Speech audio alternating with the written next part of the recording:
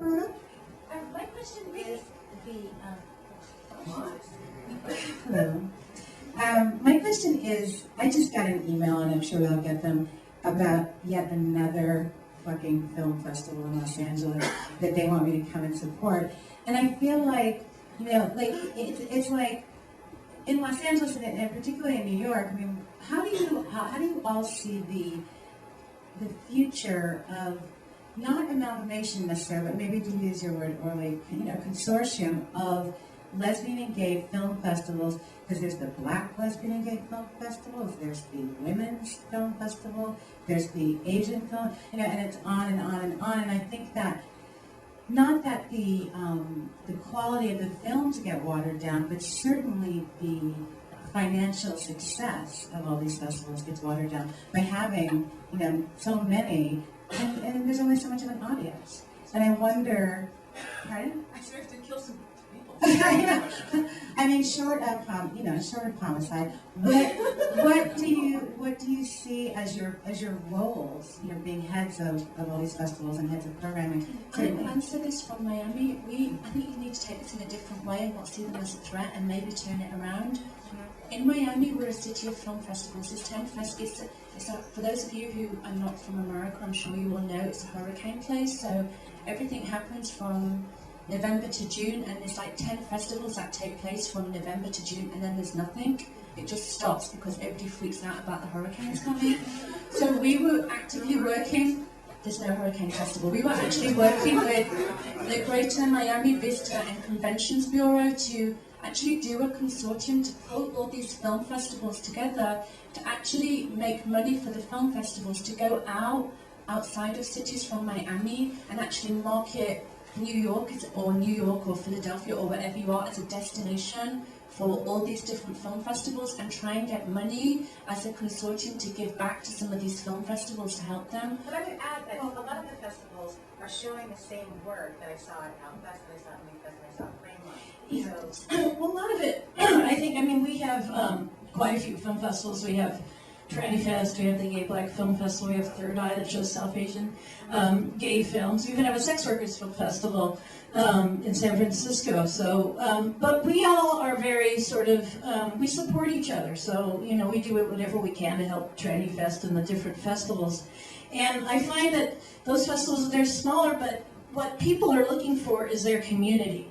And so I think what people find at these, they're not so much a competition that people, I want to go and I'm going to watch this trans film with all my trans people. We try and create that as well. We show a lot of trans films too, but sometimes there are a lot of other satellite film festivals, but we don't see them so much as a friend. In fact, they're cultivating more audiences of people who want to see films. Any festival that's creating, finding people who are loving watching films at a festival and going out is great, because hopefully they'll come to the next festival. And a lot of people go to over 40 festivals that are in San Francisco. It's like usually opening a restaurant on a block where there's lots of other restaurants, and that's what people say is the right things to do. That tends to be how it is for us in San Francisco. I think it also, if the same films are playing at different festivals, it ultimately helps the film. because I'm talking about the future, in terms of the economy, and a lot of these festivals are going to go away. And so how are the leading, the larger lesbian and gay film festivals going to be folding in the content, the people, the programmers? I'm doing that. We're bringing on folks from Tranny Fest are going to do some trans programming for our festival. We do a lot of that. I like to bring in programmers from the other film festivals. We also have Madeline Lim from the Queer Women of Color Film Festival. She always programs shorts for our film. And so we try and we also do co-presentations we're all community partners. And I think that's really, we have to band together and work together and support each other, and that's the only way it's going to work. Sir? Yeah, I have a comment and a question. Comment just because it's sort of been addressed. But just to let you know, I live in Los Angeles and I love a good bubble butt movie as much as anybody else. But I want you to know that when I open up the guide, I look to see what's programmed where, and that's an indication to me of what you guys support. And again, you guys kind of said that, but I just want to, DGA 2, my favorite movie.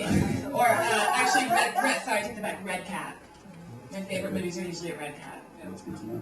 And the question is that going forward in terms of I mean, I think one thing that seems to have changed a little bit in terms of the content of the programming in a really good way is evolved from being just coming out stories to, stories about parenting, children and things like that. There's been a maturing of the content, and going forward with that, do you guys consider, or have you considered, or may you consider films that don't have gay content that are made by gay filmmakers, or films that aren't made by gay filmmakers that don't have gay content but appeal to a gay audience, like like the what's it called, the September issue about Anna Wintour that's here right now, or something like that that isn't necessarily gay. Wait, are you asking if we do that or why we do it? Do you do that? We all do it. By, for, about, or of interest. Yeah. And I think that also, like, as a gay filmmaker myself, if I know that I have even a basic,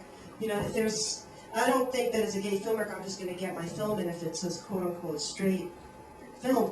The content is still very important, but I know that I have a little leeway if I include certain things, because that's just naturally what we would do anyway. If we're going to do a film about, sexuality in cinema, we're going to include gay and lesbian films and filmmakers in that. But that is an interesting question of, like, the gay and lesbian filmmaker who's, because I think at this festival we're talking about how many gay and lesbian filmmakers are making quote-unquote straight movies, where maybe there's a gay or lesbian character, but the protagonist is a straight character, and in fact is not what we would traditionally call a gay or lesbian film. And where do those fit in, and how do we want to support our filmmakers? Yeah, I mean, that's something that would be, like Bryan Singer or somebody who, has a... I saw the X-Men, and I'll see it. Or something. I'm not saying that X-Men, but I mean, by using an exaggerated example, something like that, where it has really not only X-Men maybe had a gay... I watched that with my kids. Yeah, but like no obvious gay content or gay characters. We do it, and we... Those are bubble butts, too, in it. And we get a little flack for it. I always field a few emails after it, but I just deal because I think that the majority of the audience is happy to see a non-gay film from a gay director, especially if the gay director's there to do the Q&A. I mean, didn't like Hamilton on Mia do super well on festivals? Hamilton and Mamma Mia did great. I'm trying to remember there was something else this year that was not so gay that we should. Was it The Lost Coast? Was that No, I got like 4 or 5. Not the tour, maybe a film that goes through that was not. No, I'll remember in a minute. But there was definitely something that was, people were like, why are you showing this? Oh, was it the soccer dunk? With the ball No, on we the should cover? probably just move on. Sorry, Got a link to YouTube for something that might be more obscure, but you could see more than from a still image. We have links to trailers if they're available on our website, which we relaunched like 2 years ago, and we can do that now. But I would say also that, like, I went to Silver Docs this year, and, we talked about in a panel the need, almost every independent film now needs to have some kind of event associated with it. Well, It's something that's sort of the Sandy Dabowski was the expert person to talk about that. But he's that model of creating an event around every screening of your film is what, forget just gay and lesbian film festivals, filmmakers have to do. It's what every filmmaker has to do. I would say that what we're talking about, the trailers are online. Even as a reporter, and you would hope that I would make the effort.